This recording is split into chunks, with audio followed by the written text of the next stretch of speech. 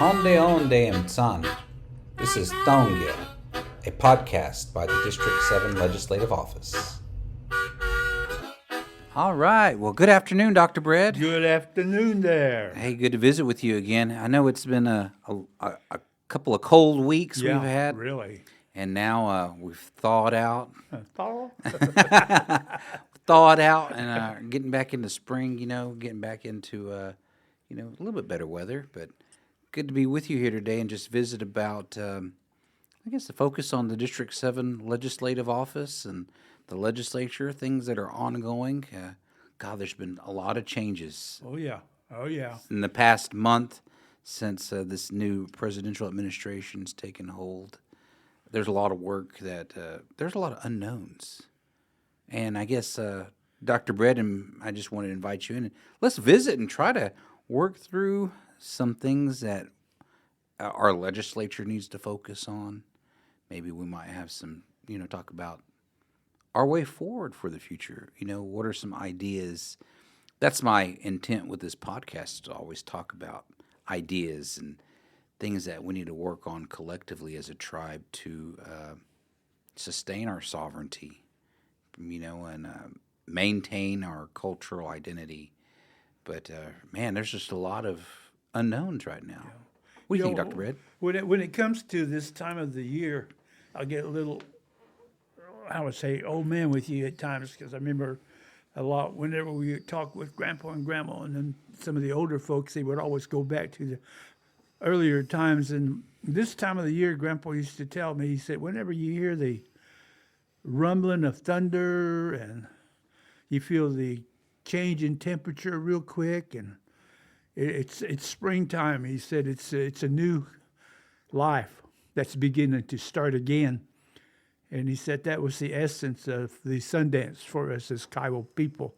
We always commemorated the change in the season, but we never lost track of the word change, the concept of change. So I kind of look at what you're talking about right now as the involvement of a new day, a new life, a new direction, if new is the right word for Kiowa people, for Indian people in general.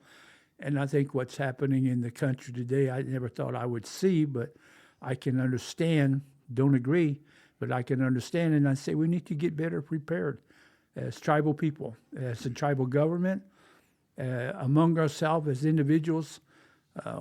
We want to maintain our identity so much sometimes that I think we kind of get further behind instead of staying up with life today. Sure. This is a philosophical concept, but that's kind of the way I'm thinking right now. And it's a challenge. It is a challenge. And I really enjoy the challenges, especially in terms of educating people about today and tomorrow, while at the same time encourage them to maintain their foundation, which is yesterday in terms of identity, the culture itself. So I'm kind of both ways, and I'm optimistic. We met bigger challenges before in our lives, in our grandparents and great-grandparents and great-great-grandparents. And if I could say it in Kiowa to you, I'd say it the way that I think is very appropriate. But a lot of things that are challenges right now.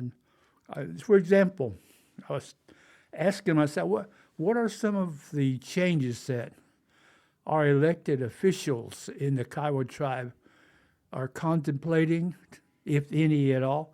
And if not, why not? And if so, what are some of those changes in terms of new legislation that might be coming out? Our old registration, I'll call it that way, that needs to be addressed again, readdressed as far as the next year or two is concerned. So I kind of lay that question on you to start off with. What are some of the changes, legislation changes or legislative directions you see us going, where we've been, but more importantly, where we're going in the future with changes? Well, for the District 7 office, we'll have some changes coming up. I mean, for the past 2 years since I've taken office, 3 years now, I've noticed a trend of, we had an office in Norman, and then we have an office in Tulsa. But very few people come into those offices seeking to write legislation or work collaboratively on a legislative document in any kind of way. it being a bill, a resolution, a law that they think that's important. Very few people come in there to those offices and talk about legislative issues. So I keyed in on that. What they do come to those offices is to apply for social service support, emergency assistance, educational assistance, housing. Those are issues that they come to the tribes. They have some issues or problems that they want to deal with through the tribe. And I think a lot of our citizens think, well, that's what my legislator's there for. Mm-hmm. But, when you define that word legislator, it's a representative, a senator of some kind, that's focused on drafting and pushing through bills, approving policy, that sort of work is what we're meant to be doing. But I think during the COVID, I'll tell you what I think happened, and I think you can attest to this. The former legislators were given services out during COVID. Direct assistance was coming from these legislative offices. But we as legislators, in the Constitution, it kind of lays out our roles and responsibilities to monitor the actions of the government, which is very vague, very broad. But then it breaks it down into we're to approve the budget, pass laws and resolutions and bills that are going to enhance or improve the quality of life of tribal citizens, meaning all tribal citizens. But yeah, I think a lot of people may not have read our Constitution, the new Constitution, and have no understanding of, what our purpose is. And our purpose is we're not in charge of direct assistance, social service assistance. Those services are reserved for the executive branch, which is the chairman. And the chairman is tasked with figuring out ways to expand those services to all citizens. And right now, I think a lot of citizens, they contact me as their legislator wanting their light bills paid and their roofs redone. And that's not a part of our work. So we're going to make a change. The Norman office will be closing in August. We're going to close that office out of Norman. And there's an opportunity. There's an opportunity in the city with the Otoe, Missouri tribe. I think it's called the Otoe Missouri Development Authority. They're going to, they have office space, a suite of 5 offices, a conference room, and a reception area that they want to make available to the Kiowa tribe. And so Motos and Missouri's, their tribe and the Kiowa tribe, we have a long history of sharing our ceremonies with the gourd. We shared our gourd dance, our Thaimpegal with them. They also attend our Native American church services, so we call them brothers, so we're pretty closely related. But they want to share that space with the Kiowa tribe, and the chairman approached me last year and said we'd like to entertain using that space as an outreach office. And I was all for it because that means that Norman office, we can close that office down and save a little bit on our budget for space.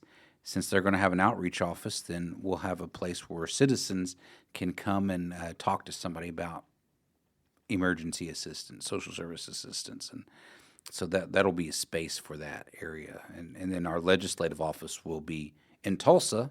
We just won't have a legislative office in Norman. So the chairman would take over that office. But I think it's a good opportunity. There are a lot of Kiowas in Oklahoma City. Not all Kiowas live in Norman. That's for sure. But they're the major hub, the largest population outside of the jurisdiction is in Oklahoma City. So that office housed off of, it's close to Northwest 39th, will be a good location for them, for Kiowas to come and apply for those services. But the main thing is it'll also save our budget, our tribal budget that pays for that office in Norman. I think we were spending about $2,000 a month for that office in Norman. That's $24,000 a year.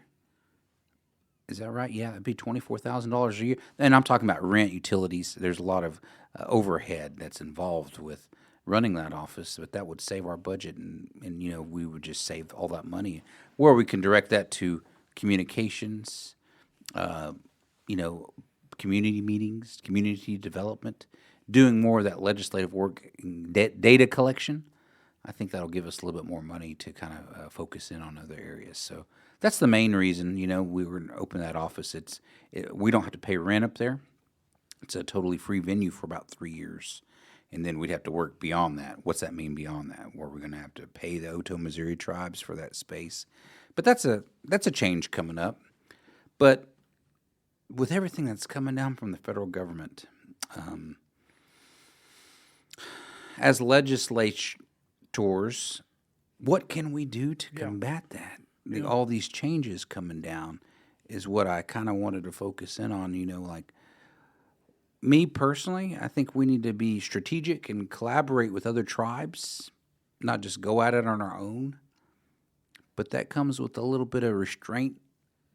I think every tribe wants to, everybody wants to come out. Where are our leaders at? Why aren't they coming out and waving that sovereign fist around and making something happen?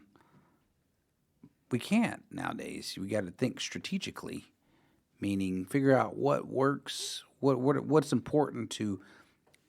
Well, I'll just say this federal government, my personal opinion, the presidential administration, they don't care about our sovereign fist.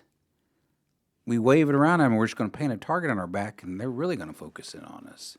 So how do we do this strategically and collaborate and work with other tribes? There are avenues that need to be examined, identified, and utilized. As far as what, it's a matter of how to do that. And communication is one of the responses that I give to how to go about doing it. Got to communicate, first of all, what's going on in that respect, whatever is going on, be it political, be it legislative, be it whatever. And as you realize, and I understand, we never really have had a real clear mode of communication within our tribal government. Absolutely. And very few tribes have that. But a lot of them have made progress in that area. The previous legislators of District 7, I know the 3 that were there before your emergence was there. And I'm a different kind of person, I guess, from what you described as tribal people, what they're looking for.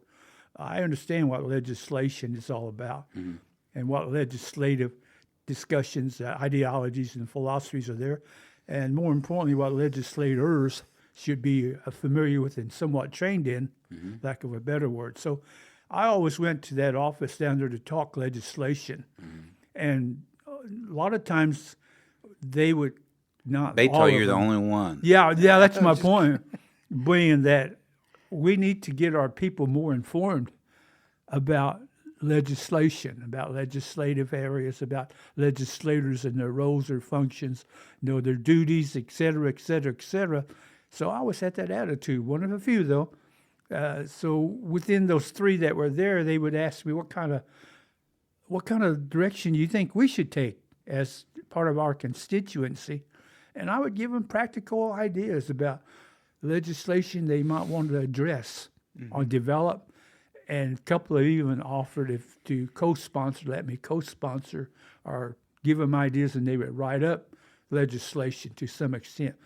I guess the question I'm going for is what type of legislation, what type of legislative orders, resolutions, whatever the appropriate term is, have you guys as legislators generally, not every one of them, generally, produced for us as tribal people? Now, when they talk to me, I'll give you kind of a little lead into that other than the question itself.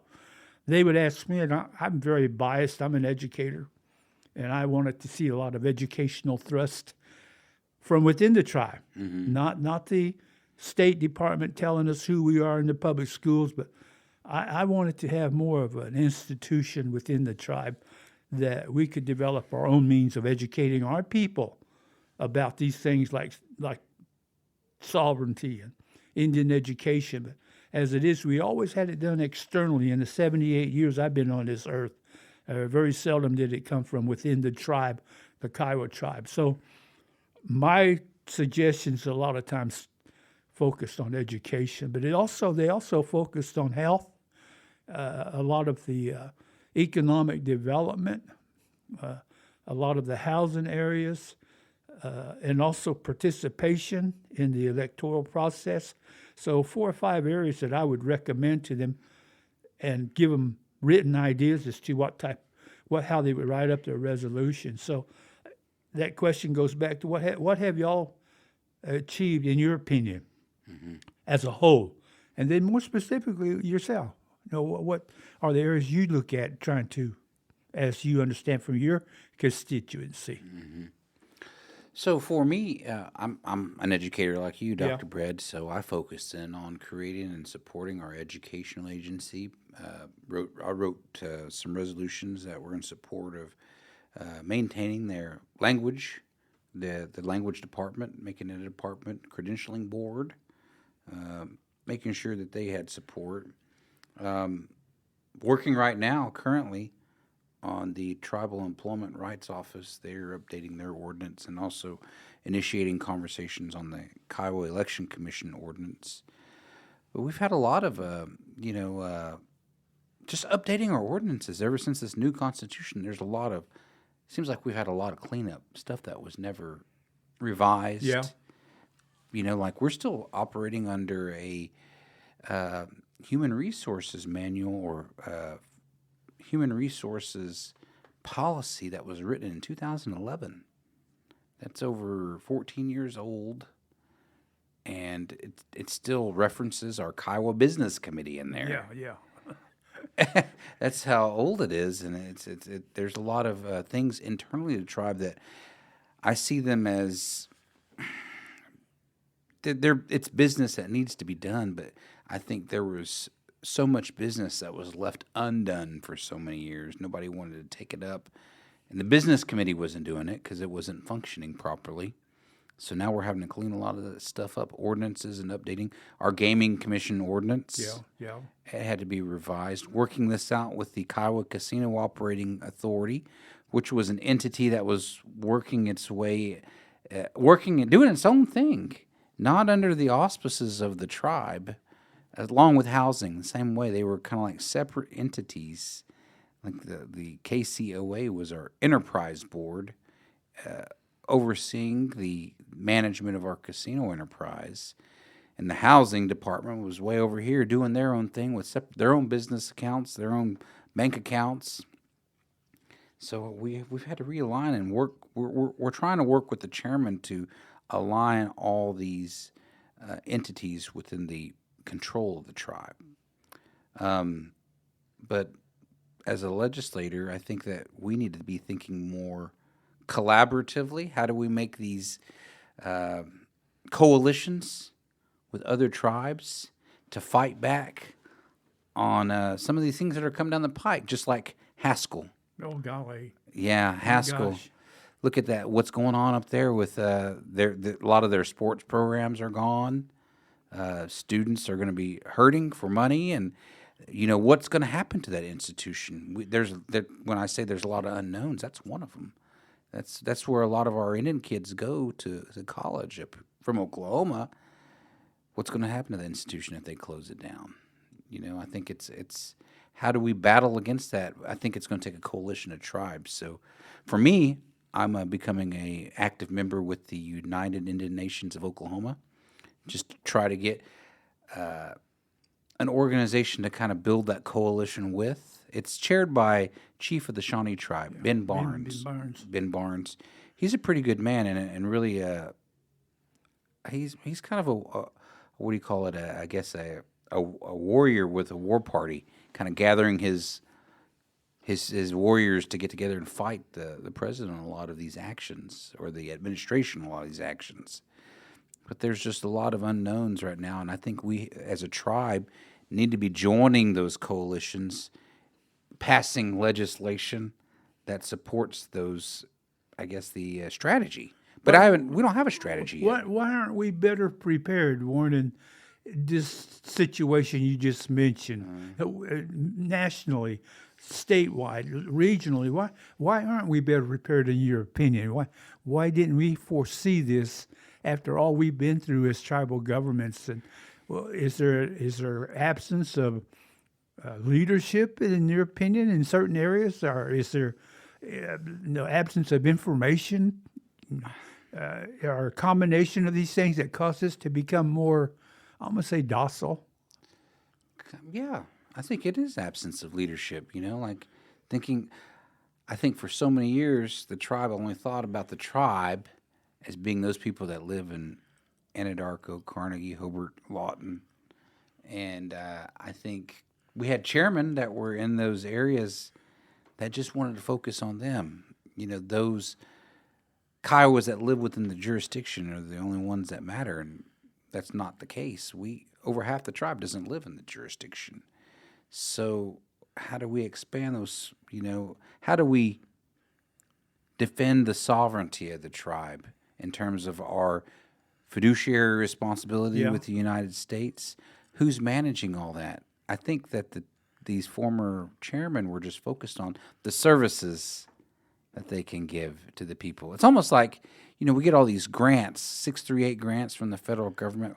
We're just waiting on that money to drop so we can give it to the people. It's kind of like, you're kind of like just a manager, right? If that. If that, it would be a management position. So that it's almost like the chairman's a manager of the resources that we get from all these federal entities. And you're just getting a grant. You're getting grant money, and then me as a chairman, I'm going to hire somebody to do this grant, and that's going to help the people. Yeah, he's helping the people, but he's not being a leader in terms of defending our sovereignty, protecting our Constitution, making sure that our land like a and our coordinator more than anything. Yeah, don't you agree? You think that's a good the wording assessment? itself. We get into a situation with, the government has always been the entity that told us who we were and are, and they still do that a great deal. You talk about federal funding. I projected this even here on this campus 20 years ago. As you were here at that time, probably as a student here, trying to prepare y'all to be able to do something productive in terms of adversary people and that worked against the tribe. I think one of the favorite sayings I had, the kids kind of kid me about it. They call it the Breadism, is that you come here to this program and we're going to teach you about sovereignty as a concept in other areas as well. First question I had to ask you is, how do you spell sovereignty? And I'm of the opinion nowadays we produced a small group of leaders at that time here at OU in the Native American Studies program who could address, not that they would, but they could if they asked.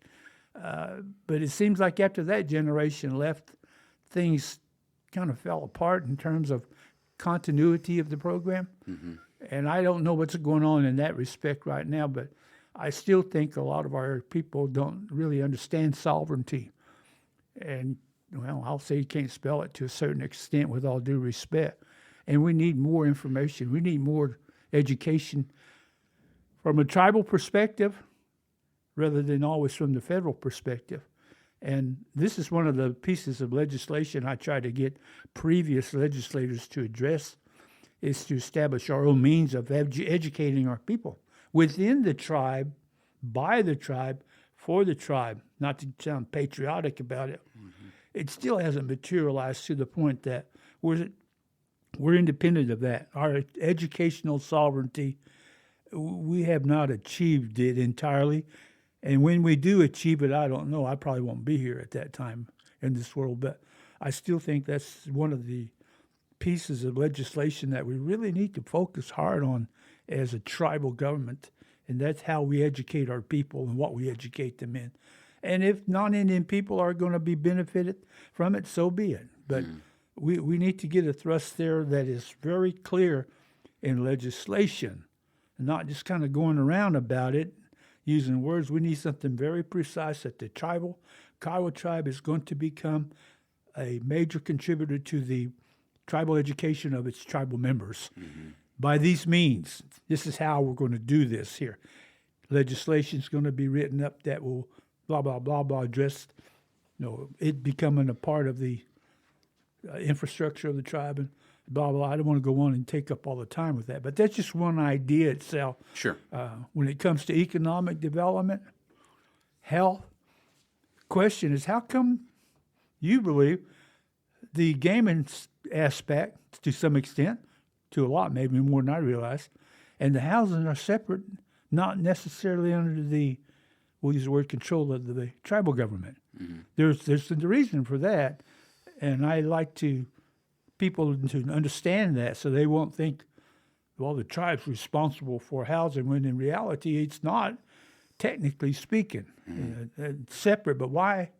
Is that the way you understand it, or am I missing it there? Well, I think they had a housing program, and the Casino Operating Authority, they had to establish those entities to control those large grant. Well, the casino is different, but the housing gets a NAHASDA grant.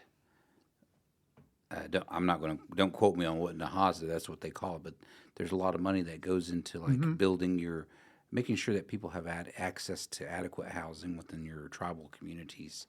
And so there's a big service area in southwestern Oklahoma that the Kiowa tribe has that grant for. But at the time, our tribal government during, I think it was during the Amber Topo administration, they lost a lot of that. Okay. They all lost the ability to manage that where you're going. NAHASDA grant. And so the federal government said, well, in order to get these funds, you're going to have to establish a housing authority that's going to operate independently from the tribe, because the tribe was at the time put on the blacklist, that administration can't manage these programs, so we have to establish separate entities to manage the housing dollars, the housing funding. Same thing with the casino, because we already had the casino established down there in Duval. Same thing, the National Indian Gaming Commission said, yeah, you can't, since the tribe's on the blacklist and can't, manage its own affairs, we're going to have to create this separate entity. And that's where they came up with the Kiowa Casino Operating Authority to manage those casino dollars and where that free from the politics of free the from the tribe. politics of the tribe. Enterprise board, I guess, is what some people call it. But now, with the new administration, and I think Chairman Spotted Bird has pulled those back under the auspices of the tribe and is working with making them a commission that he appoints. Yeah. And then they report to him, and then are able to give quarterly reports on the casino to the tribe, and or the housing authority can report back to the tribe. So as soon as we use the old cliche, get our act together, then they pull the freeze, pull the new administration. Well, they closed. Everybody was ranting and raving on social media about them closing the BIA in Carnegie. I was like, Bagel, the Carnegie building's been gone for a long time. It was like $6,000 a year they were spending on a BIA office, and you know which office I'm talking about. Yeah, it was across the street from the complex. I don't think that building's even there anymore. I thought it was a prefab. It was a prefab. It was like a trailer home or a mobile home. It's been through museology, I'm sorry, mispronounced, education, health, it's got all types of entities. People were ranting and raving. Oh, look, they're closing us down. They're closing our office in Carnegie now. Well, there was nobody working out of that building. Have y'all ever got together to talk about all these changes that have not only happened, that may happen in the future? Have you legislators ever gotten together to discuss it by yourselves? Not by ourselves right now. We're in the middle. See, I think that's where we get distracted, Dr. Bread, is we have all these internal taskings that we're having to work. For example, the budget. Oh, yeah. This is our budget season. So we have to go through our tribal budget and match all these up with our tribal priorities. But I don't see any money going to where are we going to collaborate and hire people to speak on our behalf, or go up to Washington and pound on people's doors and lobby for our sovereign rights. Nobody's going to do that. So how do we prioritize that within our budget? Or where do we place sovereignty in our budget? Who's going to fight for that if we don't? Usually, in my experience with tribal governance and policies, of various tribes, they have a special focus on that within the infrastructure. More like a Tribal Relations Board. maybe a tribal relations board, Yeah. or like the Cherokees have with Kim Teehee being, Yeah. their representative in Washington D.C. and speaking on behalf of the Cherokee Nation. On the Hill, we don't have a person like that. A lot of that activity. I don't know, but let me ask you this, Kyle. ahead. If we did have a person, don't you think Kyle people would say, "Why are we? Why? You think our Kyle citizens would question that?" Yeah, I think I wouldn't say a lot today, unless if I was back 50 years ago, I would say yes a lot. But today, I'm gonna give some credit to the educational attainment of our Kiowa people a point to where they understand that it's the analogy as to why they had one or will have one is pretty solid. That the changes that are occurring, that we need representation in Washington, D.C., and we do have it to some extent with NCAI and some of the national organizations, but some of these tribes are, how would I say it, wealthy enough to afford their own ambassador. Yeah. And not only that, but some of them also take advantage of the nation-to-nation relation that we have as federal recognized tribes for the United States government. I made in classes many times, as my students would remember, we talked about the power of Congress to dissolve tribes too. Plenary power. Yeah, and I tell them there are threats there. And once the information gets to whoever, in this case the lawmakers, in this case the administration, clearer, who's to say they won't use it? Mm-hmm. And when that happens, The power of the pen. right? And if it happens, I hope I don't think I'll be around, but I sure think we need to prepare ourselves as tribal governments, and that was one of the thoughts we had in putting together our program here at the university with our students. How do we prepare? Well, we get prepared through educating ourselves. Yeah. So I guess going back to your question, I think our tribe was more focused on providing services, managing the funding we get from. We didn't have a casino, 70s, 80s, 90s. But I think that's what the chairman was hired to do, is to manage these services that we get from the federal government. It's almost like we're still traumatized, depending upon the federal government to be our ward, or we're the ward of the federal government, I'm sorry. Well, the thing is, though, Warren, is you put it together in context, which we're trying to do right now, not the content. The services are payment in lieu of the land that the government came and agreements nation to nation that these will be our trust responsibilities as the federal government to you. The welfare, the education, the health, welfare of your citizens in perpetuity. Mm-hmm. And I don't hear too many people saying that today. I do have our lawyer associates said that's a lot of times the gospel they preach here, the bottom line to it. So I haven't heard that too much from our younger people today. Say, hey, 638's been around for 50 years, for a half a century.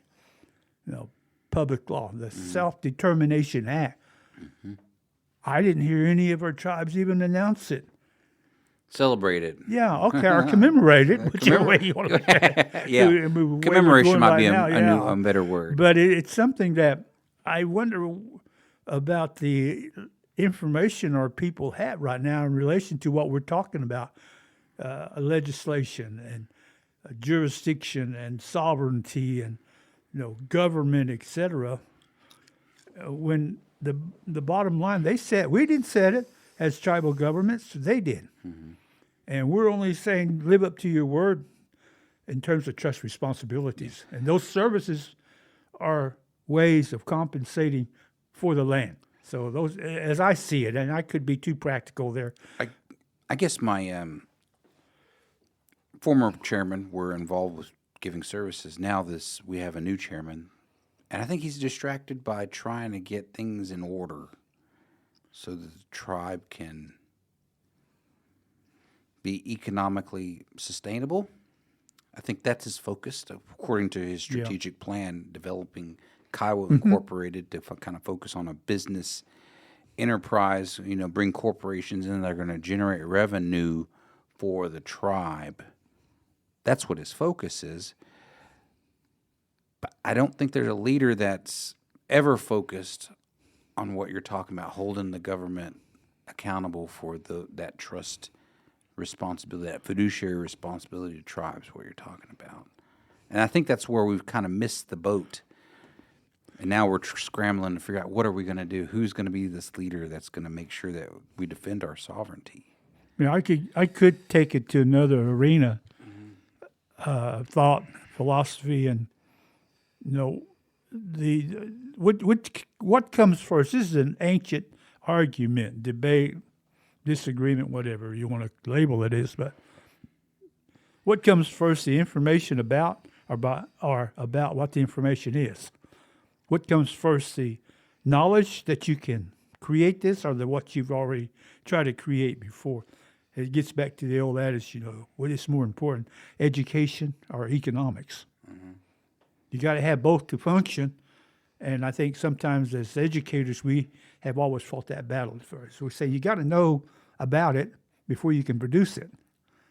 And once you get it produced, then you can advance it with more knowledge about it, So information and knowledge are power, places, etc. So philosophically, that's kind of where I go with the tribe, saying we got to educate our people. It's been done before. I mean, in economic development, you can take some good samples of tribes across the country. Not to say that this is the way to do it, but you can get more informed about what has been tried before, and it's been successful, and still emulate those. And that's where a lot of research comes in and a lot of data that we can use to be analytical about our directions and use the analytical aspect as our analytics to make decisions rather than our heartfelt Kiowa way or Comanche way or Apache exactly. way. That's what we've depended on for so long. Yeah, so much. And it's also caused us to a point to where we kind of have a tendency to want to stay in the past too. It's change. And we don't want to change a lot of times, but I notice we like to really talk about culture a lot as Kiowa people, and I'm proud of that too. I'm not as well grounded as some of maybe I am at 78 compared to those that are 90 that are no longer here. So culture is very important to our identity, but we got to eat. Mm-hmm. We got to pay our bills. Mm-hmm.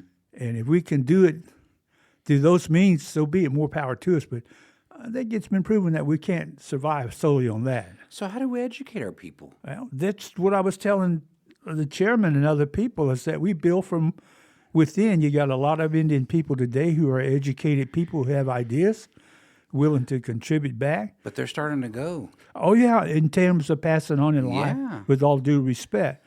And it's important that we establish momentum or changes within the structure of government to educate. That's what this country did to us. Mm-hmm. They educated us about being non-Indian people, and some of us bought it wholeheartedly, and some of us rejected it somewhat, or some in the middle. So within the tribe, we do need a school, but it doesn't necessarily have to follow the means of the state. Well, they say, yes, it does. No, it doesn't. We're a sovereign entity. If we want to create our own standards, it's kind of far-fetched or dreaming, I know, but better to have dreamers than wanderers, as far as I see right now. So, yeah, the tribe needs to get back into building their schooling system within the tribe. How do we educate our citizens about what sovereignty is and how do we best defend it? Yeah, not only that, but who are Kiowas? What are Kiowas? Yeah, who are Kiowas? Yeah, who speaks the language accurately in terms of fluency? Mm-hmm. Those old folks are moving on. Yeah. So I say we can still identify and claim it. And while we still have the capacity to do that, but if we don't have the leadership and the vision, hindsight, foresight, insight, wisdom, we might as well look at other means of survival. That's a quote, tribe, unquote, in this system here, because it's not going to happen that way if these things keep going like they're going right now with the administration. Yeah, my next question is if we had a system or a form of education where we could educate our Kiowa people about who they are and where we are as a nation and what sovereignty is. Do you think they'd listen? That's a good question. I can't respond to that accurately. I can answer. I mean, I can respond to, but I can't answer that. Yeah. Did you listen? I listened because you were my teacher. Yeah, but before that, meaning culturally speaking, I did to my grandparents. that's why you still attain Yeah. some of the knowledge base, etc. I think that was the foundation of what I know now, culturally speaking. I think let me respond this way. As you and as Tara, younger people did listen a little bit more so than I did per se. And as a result, we still have some younger people who are of that mentality, culturally speaking, of the Spirit.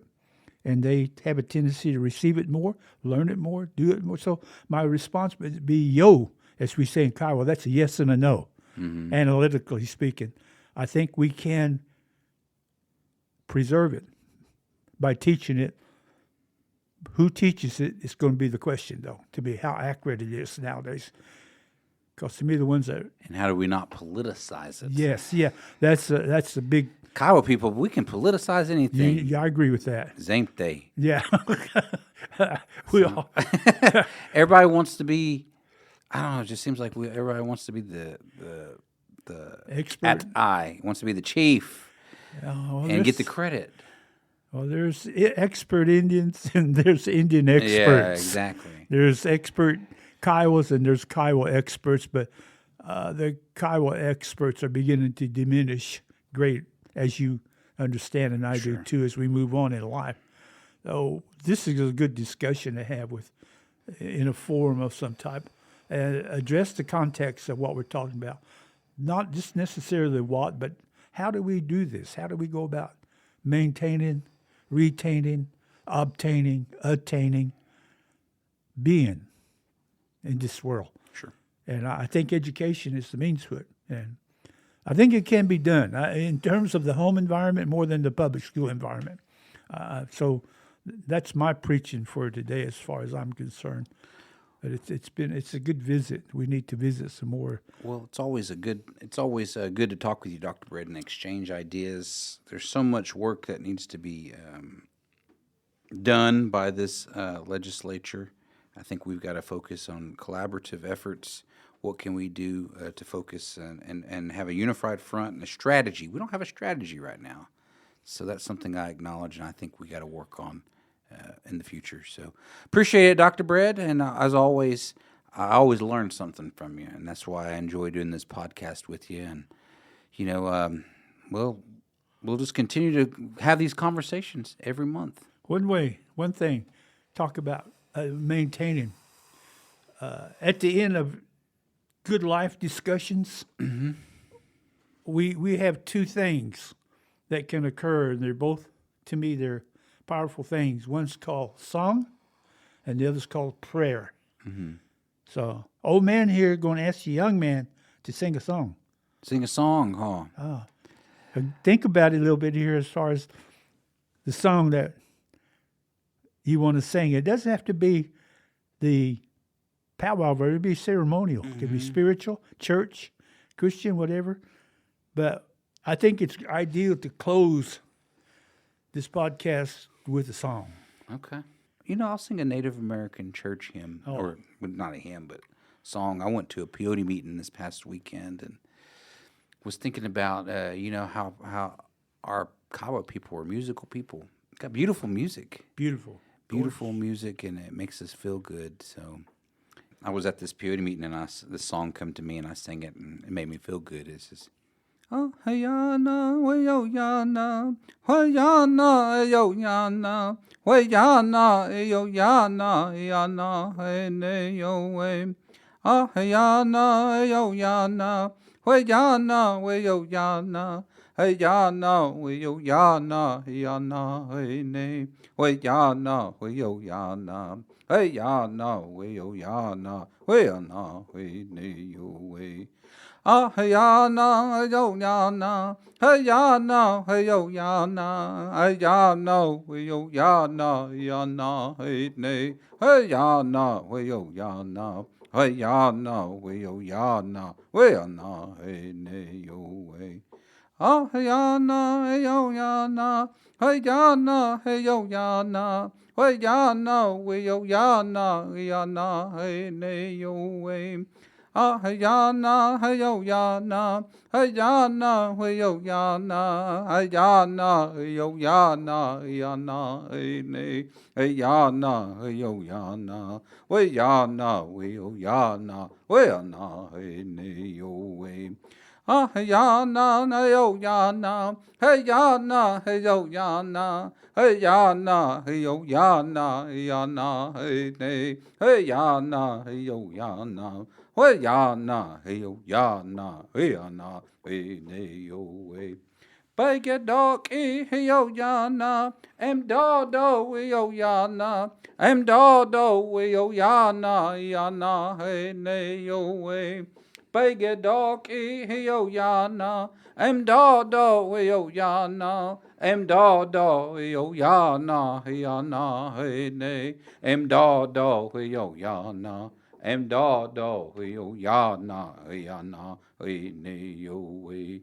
Bake a dog, yo, ya, na. Em do, do, yo, ya, na. Em do, do, yo, ya, na. Ya, na, hey, nay. Em do, do, yo, ya, na. Em do, do, yo, ya, na. Ya, na, hey, nay, yo. Bake a dog, Holy Spirit God. Em do, do, you are powerful. That's what those songs said. Simple words, but really meaningful. Like, Oh, thank you very much, Warren. I think want to invite our people back who? where our audience is growing.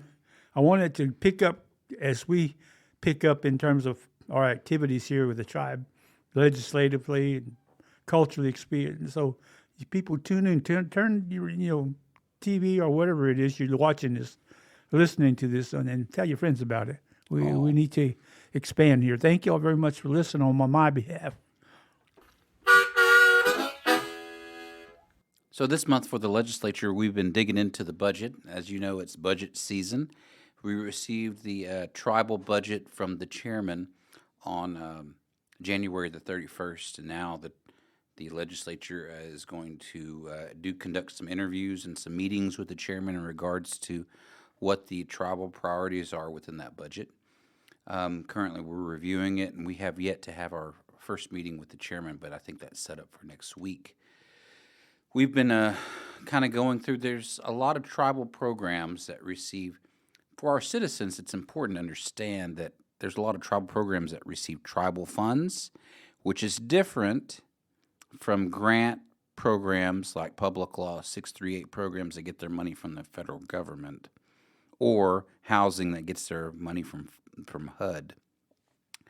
The tribal budget comes from our gaming revenue and money that we generate from oil and tax commission. All that revenue we get goes into a tribal budget. It's unrestricted. So we have to prioritize where we want to spend our tribal dollars, and that goes into this budget.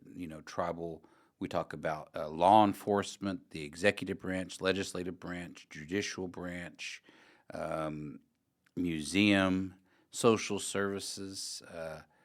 There are a lot of programs are involved in that budget that we are going to work with the chairman on making sure we meet his priorities, but also we have to be good stewards of tribal funds, making sure that we're using money correct and in good ways that are going to meet the needs of our people. That's what we've been hired to do as legislators. So, and that's one of our responsibilities in the Constitution, but the tribal budget is a lot of work.